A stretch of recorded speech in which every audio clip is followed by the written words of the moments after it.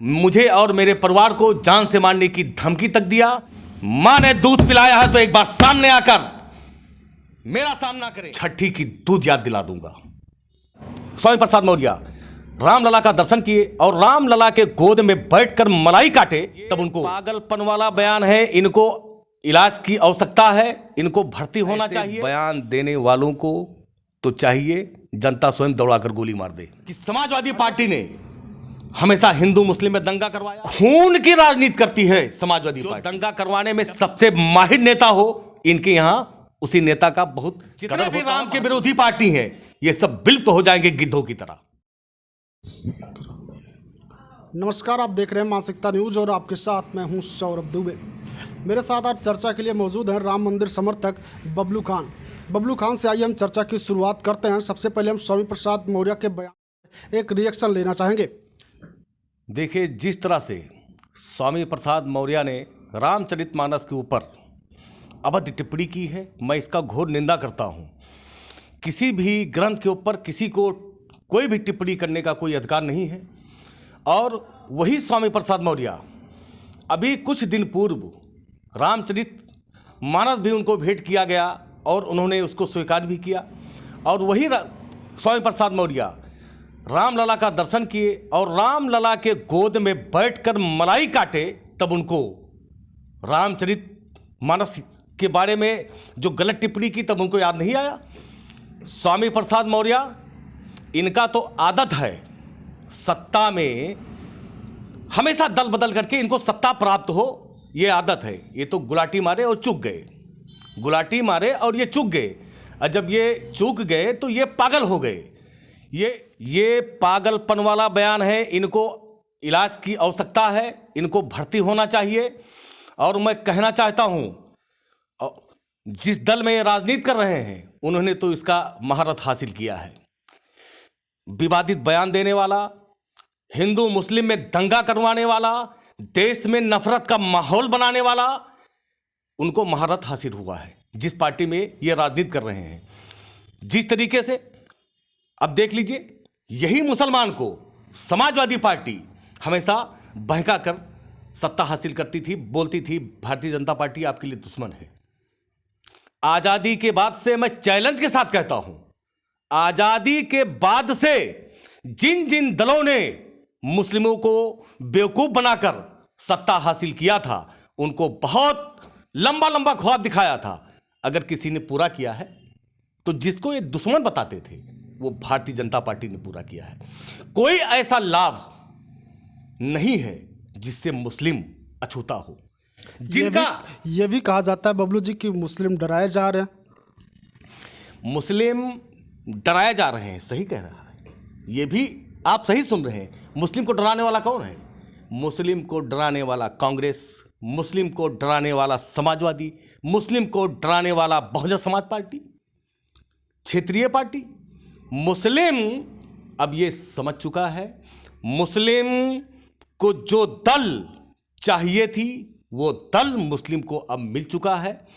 मैं कहना चाहता हूं, जिस तरीके स्वामी प्रसाद मौर्य ने अभद्र बयान दिया है, इसका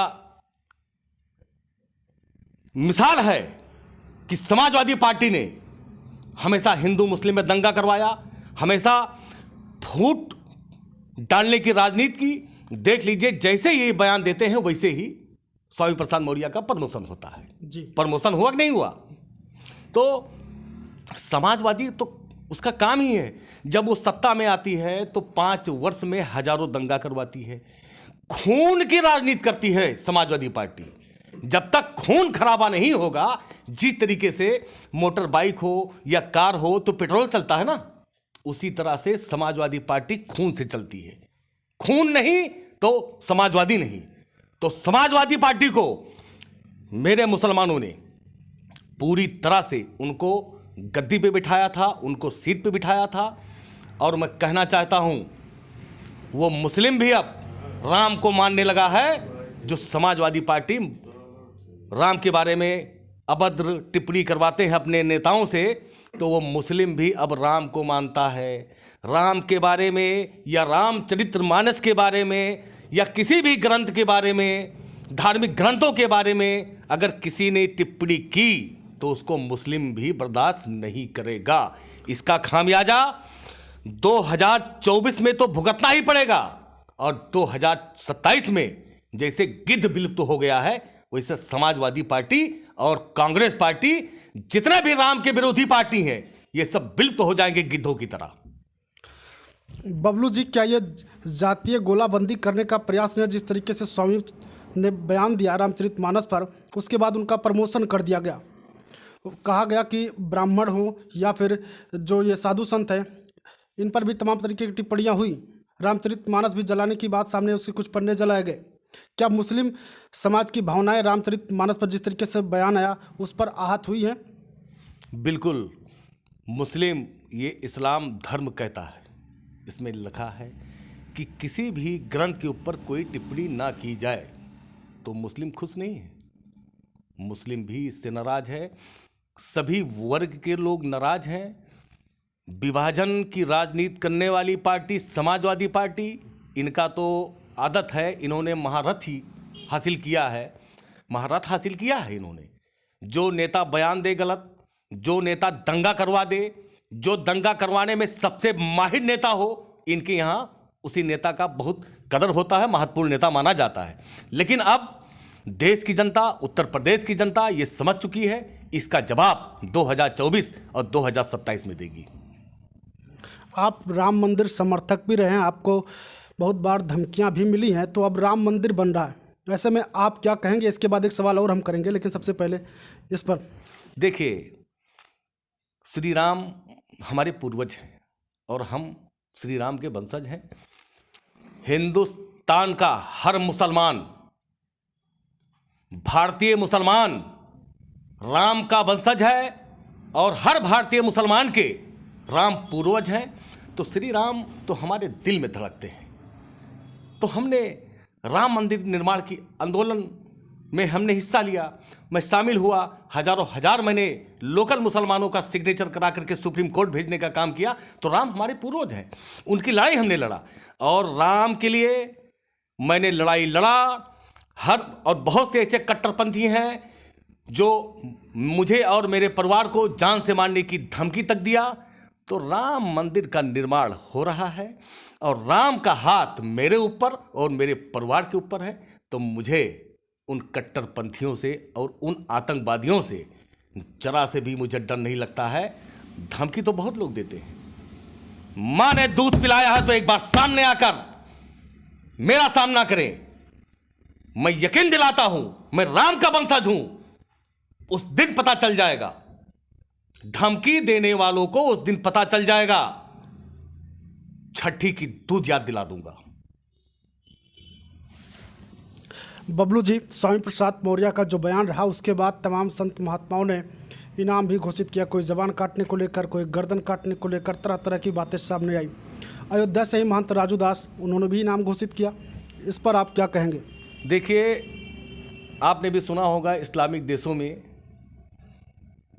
से अगर कोई इस्लामिक ग्रंथों के ऊपर कोई सवाल उठाता है तो वो भी इनाम रखते हैं और 24 घंटे के अंदर सर कलम करने की बात करते हैं।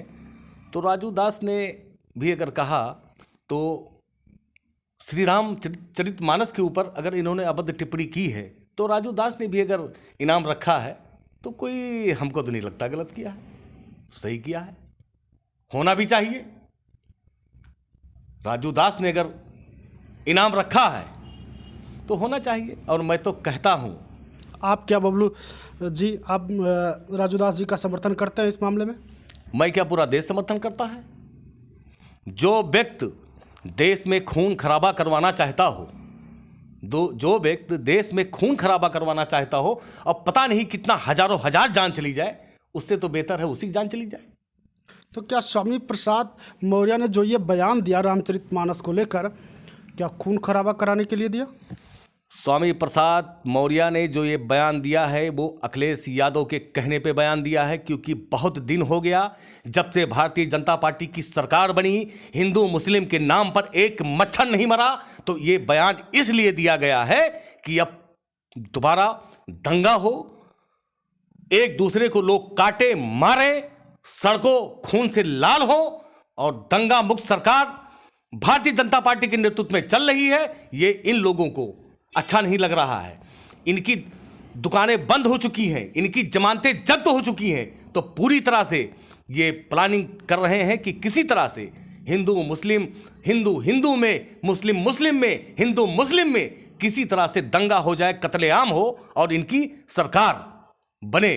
तो मैं कहना चाहता हूं, अब ये देश की जनता समझदार है, ऐसे बयान देने वालों को तो चाहिए जनता स्वयं दौड़ाकर गोली मार दे।